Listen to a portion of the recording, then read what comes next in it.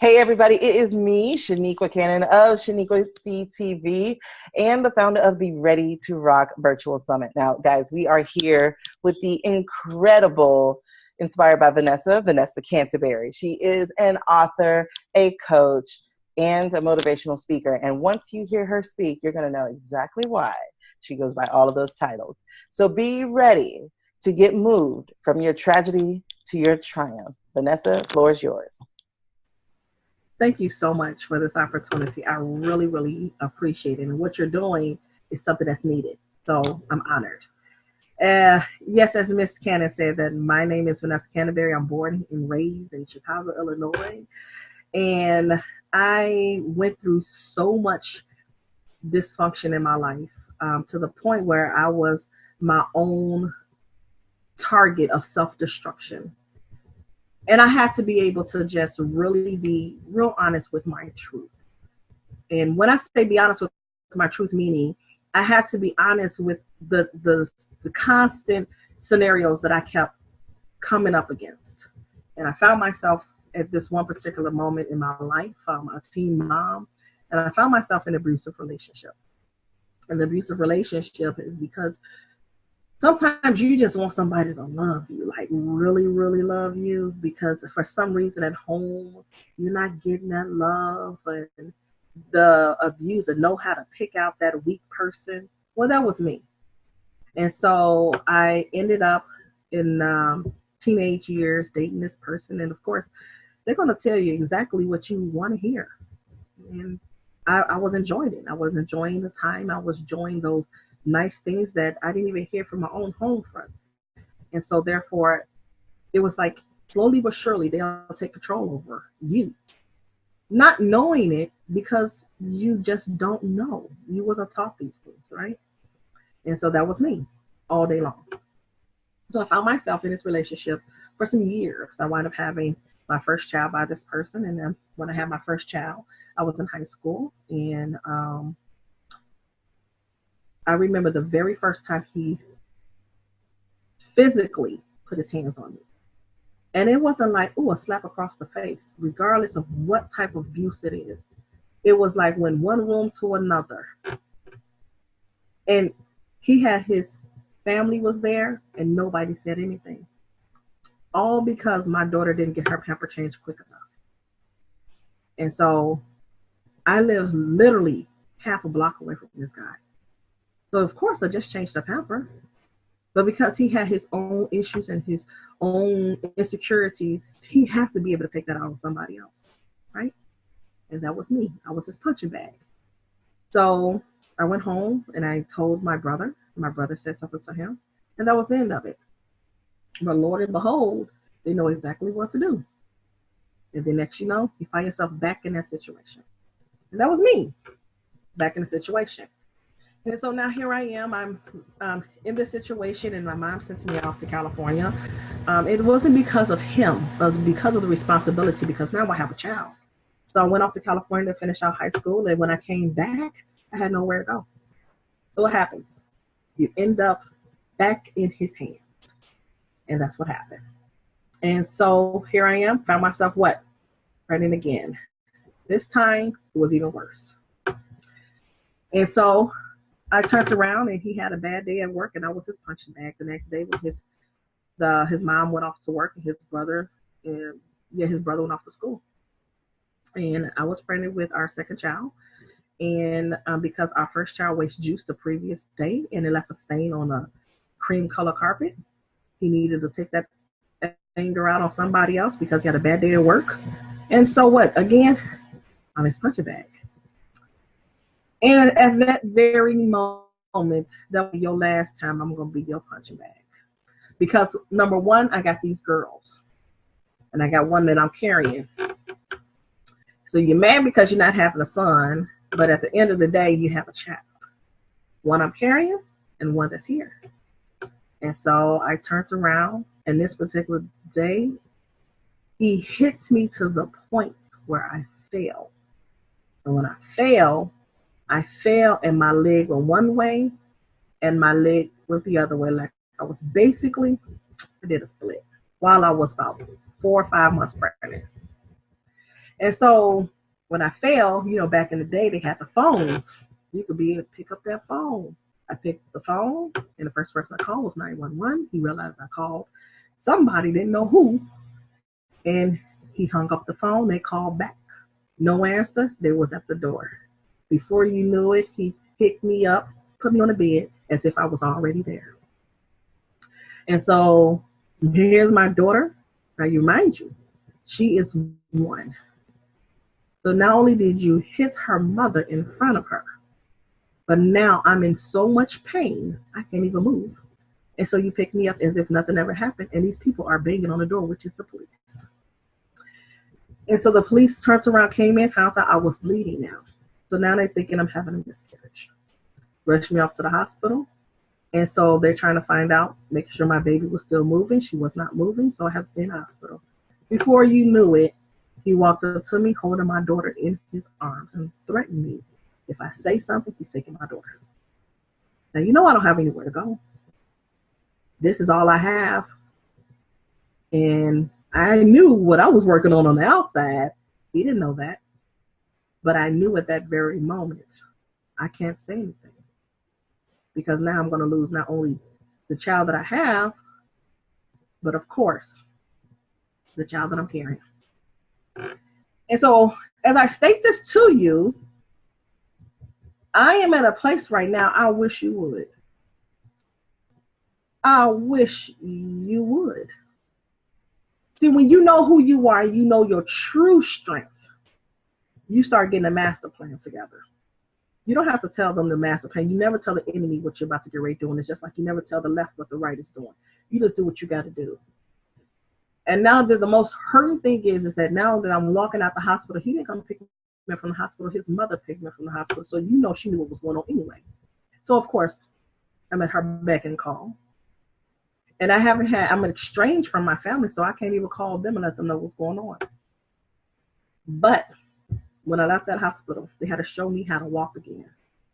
I was in a walker. And when I had to come up the stairs to the department, I had to take one step at a time as if I was a toddler trying to walk again. Remind you, I already have a child. And I got this extra weight because I'm carrying your child. So with all of that being said, I turned around and I had a master plan. He went off to work the next day. When I seen that fool laugh when I walked past to go to the bathroom, he just was smirk. He thought it was a joke. And I said, not a problem. I know what time you be at work. So I'm working on my master plan. So this is happening like March. So March is by this time when I'm home and I know his schedule. I'm making a plan to be able to call a childhood friend who helped me when I was in grammar school, but he was an adult. It was a program that I was in. And I reached back out to him. So I reached out to him and his wife and I let them know what was going on. He told me immediately, you pack whatever you can and you come and I'm going to come and get you. Him and his wife came to come get us. And I did not go back. He found a way to find me, but I wouldn't go back. I went into early labor after that because now he had broke my pelvic when I fell. So to this day, I still pay a price for my pelvic. And I think about those moments because so many people stay and they suffer in silence because they're afraid of what's going to happen next. I wasn't afraid for me. I was afraid for my children. See, this is the thing that people fail to realize is that if you have experienced some type of abuse, verbally, mentally, physically, it started somewhere and you accepted it. So mine started in my own home, in my own upbringing. So that's the norm to me. I'm here to tell you that's not normal. It's unacceptable. It should never be allowed. When you know your worth, you do not accept nothing less. And so I already knew that I had worked on my apartment. And I already knew that I was going to be in my apartment before I had my second child. So I worked on my master plan. And I never went back And the day that I had to go and pack up the rest of my stuff was only the day before I was moving to my apartment with whatever I had. When I say this person, I don't even call him a man, because a man's not going to do that. A father will not do that. A monster who have deep-rooted issues will do that. Well, I no longer want to be attached to that. And I darn sure did not want my girls to think this is acceptable. I got out. I stayed out. I had my own place, and I did not go back. He tried everything he possibly can to destroy me. And I had the power that I had all along. So now, this is something I need you guys to truly understand. Don't let it pass. You pay attention to the signs. If it happened once, it will happen again. I experienced this with this person several times. So I'm just explaining the worst. But once should never happen. So if you could be able to control me verbally, you could do it mentally. That means I gave you permission to do it physically. You never allow anybody to take control over you. No matter what they say, because love don't hit, it don't hurt, it don't do none of that. And so my children, they deserve better. So I had to do it for them. I had to take that stand because they are worth more. And even though it was trial and error, I have young adults now, and when they heard my story, they couldn't believe it.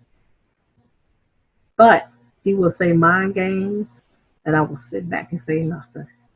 But it was to a point where my daughters was old enough to say, "Mom, why you didn't tell me?" And this is why. Because my mom did it to me. She gave me preconceived notions about my father because of the way she felt. That's not fair. I need to give you the opportunity to be able to see it for yourself. I'm going to protect you and love you no matter what he says and or do. And that right there alone, I did my part. I did my part. I got out. I educated my children. I protected them. I showed them the value of love, a value of their worth, and how to stand your ground. So never be afraid to stand your ground. Never. And so now that I do that unapologetically, even to this day, he can't stand being around me. And I said, you know what? Because I'm the only one that walked away out of all the females. I'm the only one. And to this day, he still have these verbally, mentally, and physically abusive females that he will target. But see, he's weak.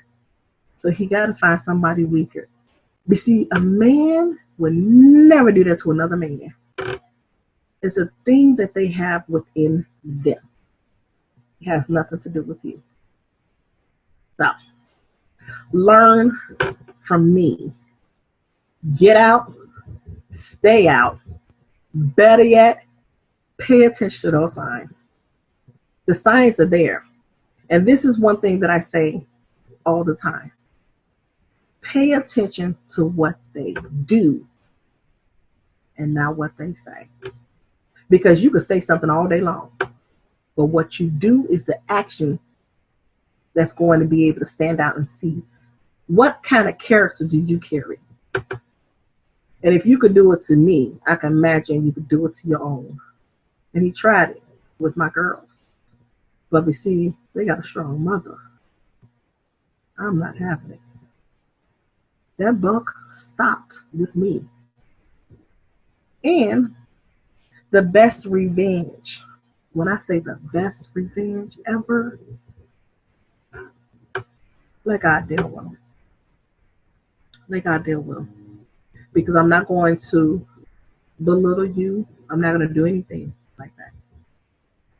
I continue to pray for him. I continue to forgive him.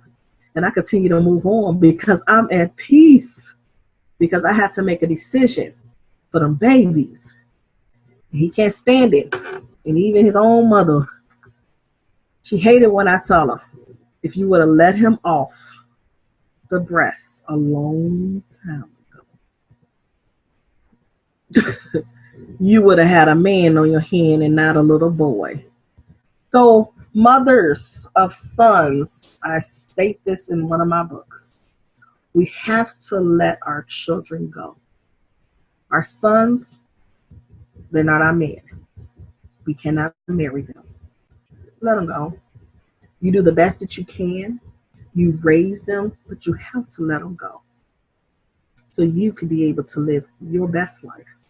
You've done your job as a parent. Now go live your life. And that's what I'm doing. I did the work. And when I say I have 3 amazing young adults, I didn't say they was perfect, but I got some amazing children. And they love their mother. And that right there is the best feeling ever, because I don't have that relationship with my own parents. But I was on a mission to break that generational curse that would not happen in this household. And I'm telling you, because I don't want it to happen in your household. So a lot of people won't share their story. And I don't think I ever shared a story to this extent. But you get the exclusive because you guys are worth it. You're worth it. And so it was in me to say it because it's my truth and I own it. So I'm not afraid of my truth. Don't ever be afraid of your truth. So I'm hoping that I was able to give insight of the possibilities of something that you could avoid. This was great. It was very, very powerful listening to this. And you touched on so many things in here. So I just have a few questions to back it up a little bit to get some clarity here. You said that you had to make this master plan. What was your master plan? Like, what was my master plan? Every time he was gone, I was making calls for apartments. So I knew I couldn't work, but I knew I could be able to find an apartment. I had saved money he didn't know nothing about. And I knew that the connections that I had, they could be able to put some things in place. And so I already knew that once I get to this apartment, I'm going to have this baby. I'm going to look for the daycare, have the daycare in place. And then once the daycare, I could be able to get this job. And that's exactly what happened. It worked out. Wow. It worked out. Because sometimes the toughest decision that you have to make, that you feel that is like, there's no way I could be able to get out of this. That could be your best decision ever. And it was, because it was in divine order that if you get out, Vanessa, I'm going to show you the steps that you need to take. And it worked out perfectly. My daughter was born early. She was born in July. She was born in June. I moved in my apartment a week before that. Wow. And I turned around 2 months later. Exactly 2 months later, I was working full time. So I had no car, but I had some legs. So I would make sure I walked wherever I had to go. I had some bus fare to get myself back and forth to work. And I would do it all over again. As long as I had a peace of mind and my children were out, we were good. We were good. I didn't say it was easy. Ooh, the struggle was real. But I would rather struggle than to be miserable, waking up wondering what's going to happen next. Now, you stated after this, you were saying when you know your worth, you don't accept anything less. How does someone get there? How does someone get to knowing their worth? If they've come up in a situation of generational curses where you're taught that you're not worthy, that you're not deserving, how do you get to a place of knowing your worth? Get with some people that could pour into you. And the people who I reached out to, they were always pouring into me when I was in school. So that's why it was like so made sense for me to be able to reach back out to them. They were the only ones that were so consistent. I never had any consistency. I never had someone to be able to assist with loving me, taking care of me, or anything about upbringing. But for these people to be able to come on in, to be able to be consistent, to be able to tell me how smart I am, to be able to tell me my worth, to be able to, just show me things and give me a chance and not judge me from what somebody done said or by the clothes that I wore. And not because I was a teen, none of that. They poured into me, like to me, my spirit, my soul, my being. And in turn, I was able to digest something differently that I never heard before. So you have to get with some people that can really pour into you from a way they don't want anything in return. They just want to pour into you. That's it. And you can't look at everybody thinking they're a bad person. There are some good people out there that really want to be able to see you win. And with them wanting to be able to see me win, it's like the most rewarding feeling ever. When they first found out on social media, which is crazy, about my book, they was the first one to support me. The very first one to support me. And this is years later. But see, that's how you have somebody that's really, really in your corner. That's just like, and they knew my background. That's the crazy part. They knew my background. They knew what I was dealing with on the home front. They knew it, but they were, And they was there. When I moved into my place, they went and got my daughter a crib, got her a couple of things in my first apartment, and told me how proud they was of me. I mean, come on now. They just want to just give you so much. They want to fill your cup to its overflowing. Now, what you take from that to you. Yeah. So what would you say to somebody who sees someone in this kind of situation? Because a lot of us, we have seen our friends or family members or, neighbors or what have you in this situation, students. Like as a teacher, I've seen students in a situation where I'm like, girl, you're worth more than this. Or even, dude, you're worth more than this, because they get abused too. And so what do you say to somebody who wants to help but doesn't know how? How can they be that person who pours into someone? The best thing that anybody could do, and you don't have to say the word, walk up to a person. Just imagine you walking up to a person and you hugging them. Imagine that. They probably don't even know what that feels like. You are giving them the permission to say, this is safe here.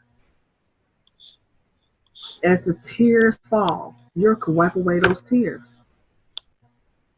And you could be able to speak something into them they never heard of before. And just reassure them, I got you. I got you. And as long as I got you, I need you to have you too. Because you are needed in this world. You have so much to offer. But I got you, if you allow me to. But it starts with a hug. It really does. A hug, oh my goodness. It's like, imagine how you hug a person. Huh?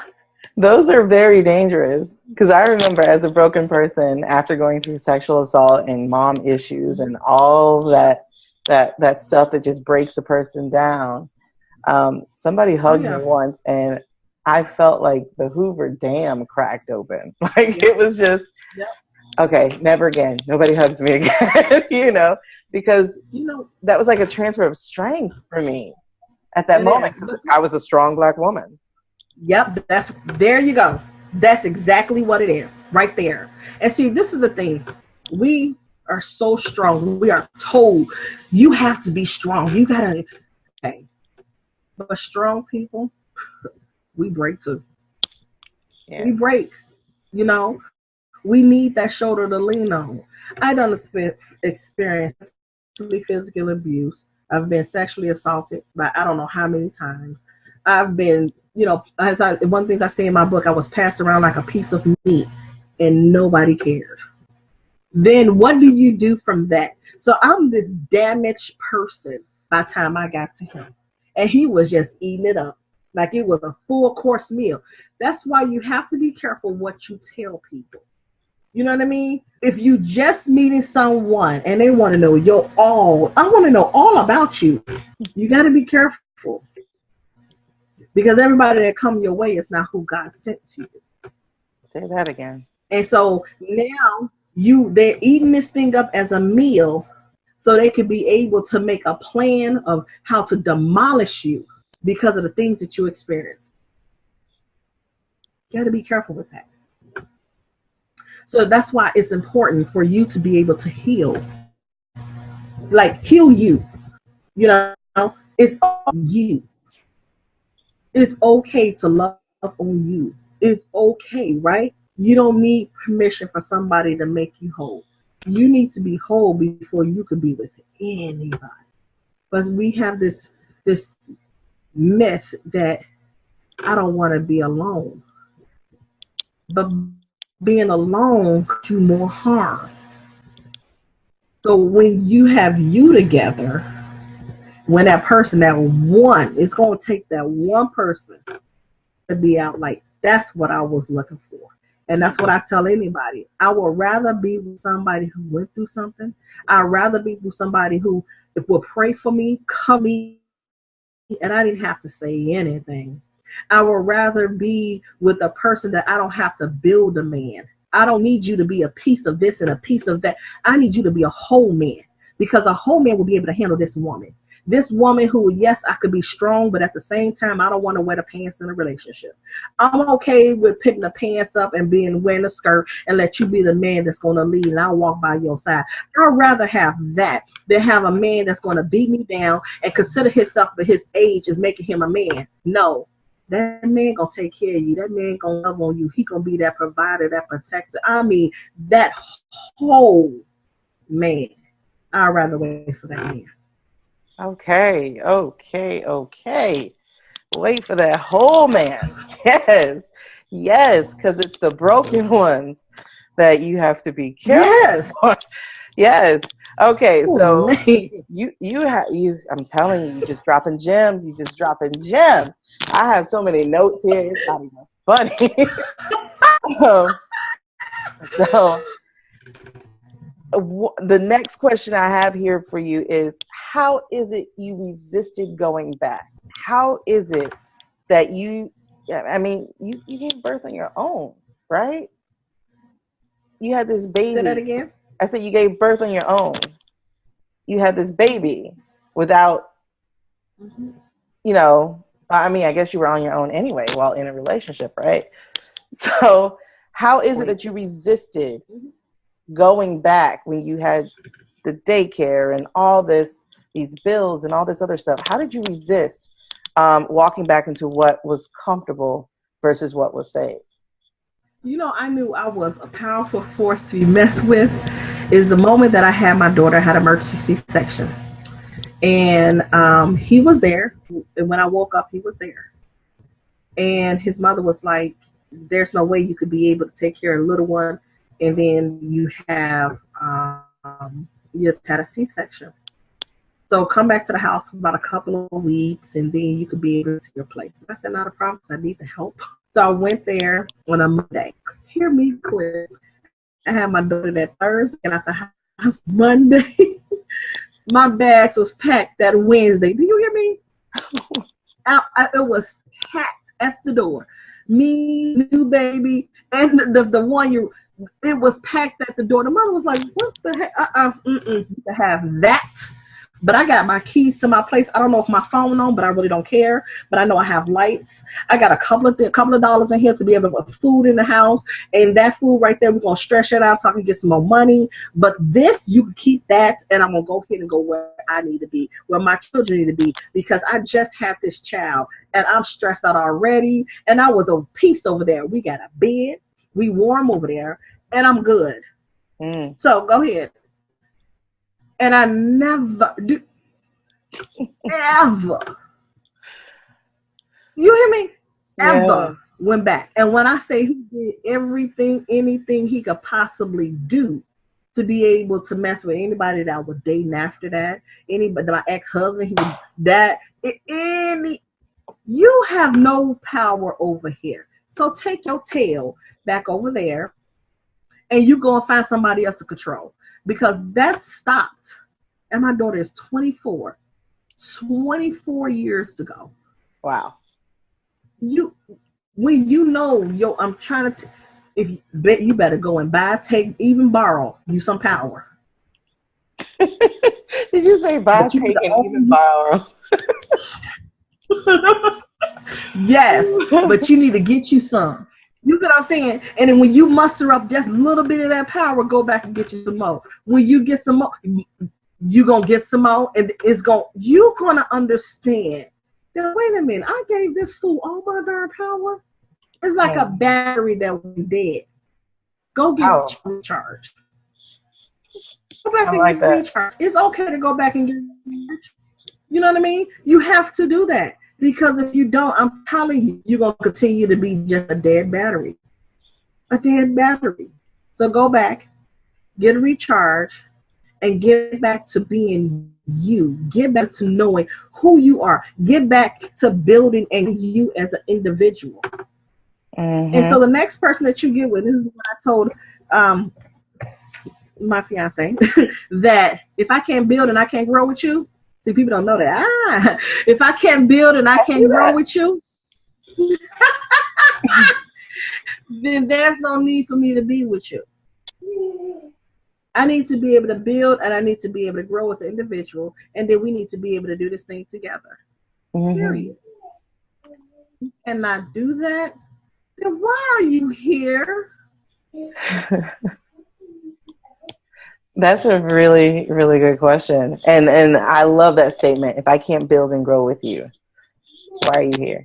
Why are you here? If so many women and men could ask themselves that question in their relationships, I will tell you, they will either walk away from those that are not serving them, or they will realize they got something they can grow. Yep. It's amazing. Okay, so I got some more questions for you before we wrap it up. How did you find your power? Like, sister, you talking about being a week away from having a baby, got a newborn, a 1-year-old. I had C-sections before.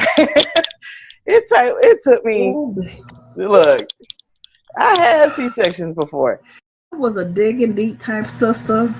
I said, wait a minute, hold on, Vanessa. You was able to, behind his back, to get an apartment. You got a job. What? What can he offer you but another abused, a mark on your arm? What, you want him to break the other pelvic too? I mean, come on now. What is it? And if you could do that, you could be able to put them nickels together and quarter.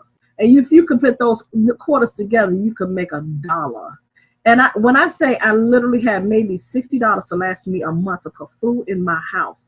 When I say I rubbed them suckers together, you thought I had $200 in my house of food.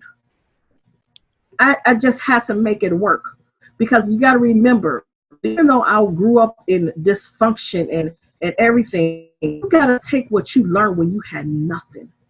Absolutely nothing. Act like you don't have nothing now. And when you act like you have nothing now, you will find something. You will make it work. And I had to make it work. I could not allow what my mom done said, or what my father done did, or what this person, I could not allow that. I had to be able to say, I got these girls, they looking at me. And I have to be able to show them that their mother could survive. And she gonna make it work. She gonna make it out. When she said she was done, and she didn't go back. She meant that. She wasn't going back. You don't owe me nothing. And I darn sure don't owe you nothing. But one thing I do owe myself, is that I got to save these babies, because they didn't ask me born. But if you could be able to disrespect their mother in front of them, come on now. It lets me know you'll do it again. Mm-hmm. And you're not going to get another chance to do it again. Not here. Mm-mm. Okay, so the tools I got from you is to build you a master plan. Is get you a master Yes. plan. So start working on it. I love that you said that the toughest decision can be your best decision. So if it doesn't Yes. cost you some skin, then what they say, if your dreams don't They, scare you, they're not big enough. That they're type not of big deal. enough. If you So ain't tinkling enough, you don't tinkle enough with that dream, then it ain't big enough. Go back, go dig you a bigger hole. You need to be tinkling somewhere, like for real. Because people love to say that their children is my why. If it was your why, then why you not where over there? But you still in the same predicament. You got to be able to fight. You got to wake up swinging. Like you never, you gonna wake up swinging every day to get these people off of you. Because remember, I'm already a statistic. You a teen mom, you got a high school diploma. No, don't put me in your category because I don't fit in it. And I'm going to make it my business to stay in a place where you never thought I would be. Because those things that they told me and called me, I stopped answering to it. Stop answering to those things that they call you. Stop getting upset. You upset because what? And once I understood that, I was able to say, you know what? I broke a cycle because my mom answered to everything. Why? Because somebody didn't answer for her. So she felt that she had to be able to be a voice of reason. That's not a voice of reason. You answering to something that you're not. Right? Now, it's different if you over here acting a stone fool and this is really what you're doing.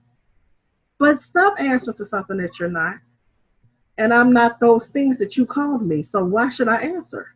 It's just like if you have an unknown caller, you know you don't answer unknown phone calls. Well, why you answer to something they call you? You see what I'm saying? We got to be able to ignore those things. You're giving your energy away. I had to stop giving my energy away to my feelings about him. I want him to be a daddy. I want us to be a family. Fool, you made that decision. You see what I'm saying? So there will be somebody to be able to love you and your children, but you need to love you. And anyway, you won't be able to find the right one anyway because you're too busy being with the wrong one. Oh, no, you didn't. No, you didn't. Yes, yes, yes. Okay. Yes, yes, yes. You cannot be with the right one. You got your closed fist around the wrong one. Tell that. Tell that. You do. Giving it straight raw. Okay. The wrong one, you gotta let that bad one go. So have that plan and start understanding who you're worth. So get with people who can pour into you, right? Yes. Until you learn how to pour into yourself. This is good. Yes. Anything else that you want to say before we wrap this up? You know, they say you speak those into existence. Get you some affirmations. Speak those affirmations into yourself. Start meditating. Pick up a Bible.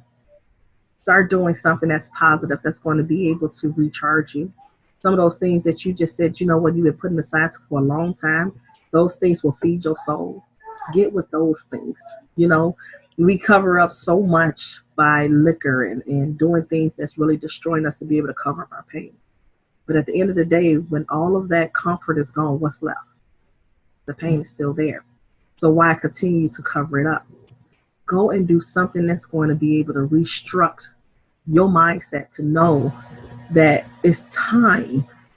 It is time for you to be able to get back to the pure essence of your beauty. Because you may be broken right now, but underneath all of that, there's still beauty. Those pieces you could piece back together. It is going to come out something that's going to blow your mind. But you will never know if you continue to stay in a place where you don't belong. You have to be able to stand out. Stand out because you're worth it. When you stand out, you'll be recognized. Why would you be recognized? Because who would not want to love you?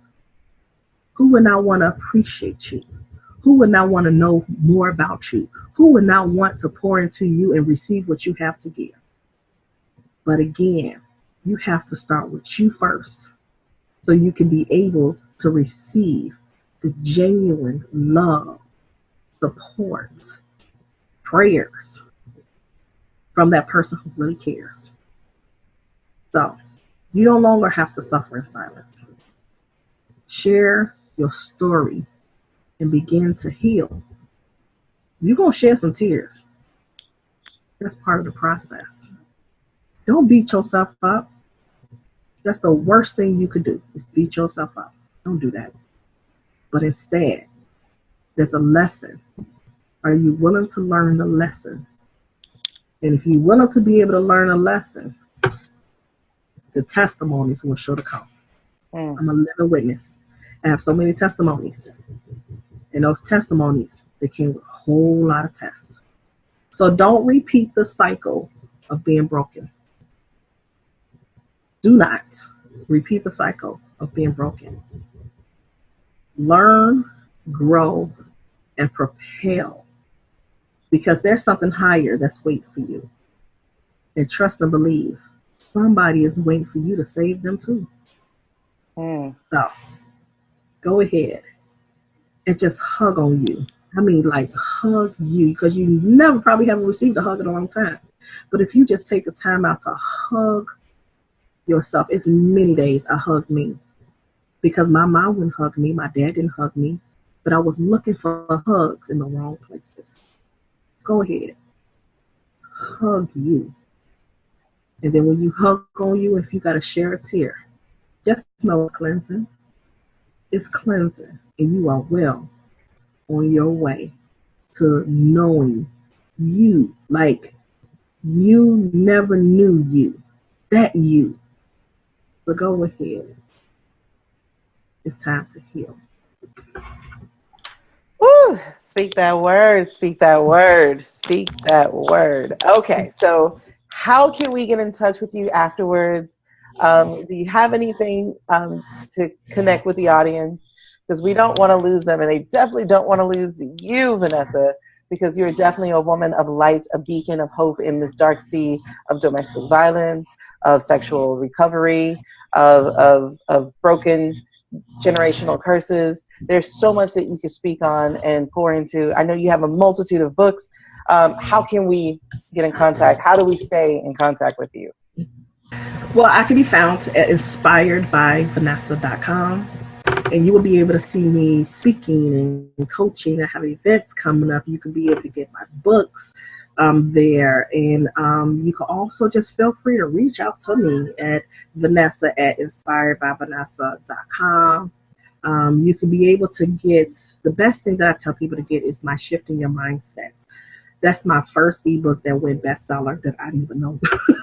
Wow. And it's called, you can get that at bit.ly, Shifting Your Mindset. So the S, the Y, and the M will be capitalized. Everything else will be lowercase. Shifting Your Mindset. And that right there will get the process starting of making that shift that you need in your life.